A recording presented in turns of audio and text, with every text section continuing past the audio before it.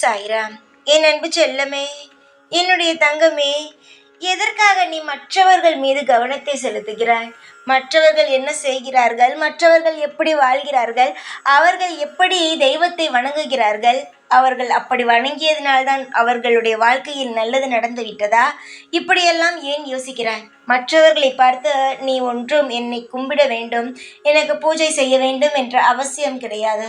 மற்றவர்கள் அவர்களுக்கு இஷ்டமான முறையில் என்னை வணங்குகிறார்கள்.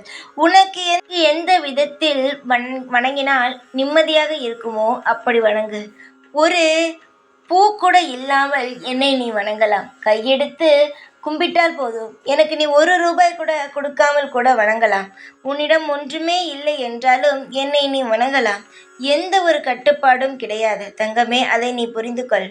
மற்றவர்கள் மீது கவனத்தை செலுத்தினால் நீங்கள் யார் என்பதையே மறந்து விடுகிறீர்கள்.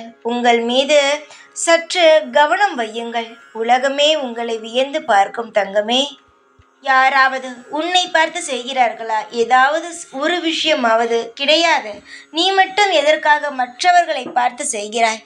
மற்றவர்களோட வாழ்க்கை ஒன்றும் அவர்கள் இந்த பூஜை செய்ததினால்தான் மாறிவிட்டது என்பதெல்லாம் கிடையாது. நேரமும் காலமும் வரும்பொழுது அனைவருடைய வாழ்க்கையும் படிப்படியாக மாறும். அதை முதலில் எல்லோரும் புரிந்து கொள்ளுங்கள். இந்த பூஜை செய்ததினால்தான் மாறியது என்பதெல்லாம் கிடையாது. எப்படி நீ கர்ம வினையை அனுபவிக்கிறாயோ அனுபவித்துத்தான் ஆக வேண்டும். அது முடிந்த பிறகுதான் நல்லது. உன் வாழ்க்கையில் இப்பொழுது கர்ம வினை நடந்து கொண்டிருக்கிறது. சீக்கிரமாக அந்த கர்ம வினையானது மாறி உனக்கான அனைத்தையும் உன்னிடம் வந்து சேர்க்கும்.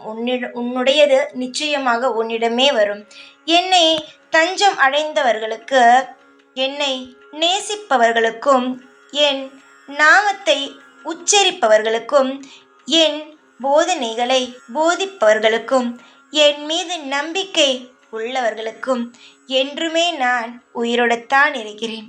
மறந்து விடாதே தங்கமே. சில சமயங்கள் மனம் காயப்படும். ஆனால் நிச்சயமாக அனைத்திலும் இருந்து மீண்டு வருவாய். எப்பொழுதுமே நான் இருக்கிறேன் உனக்காக. ஓம் சாய்ராம்.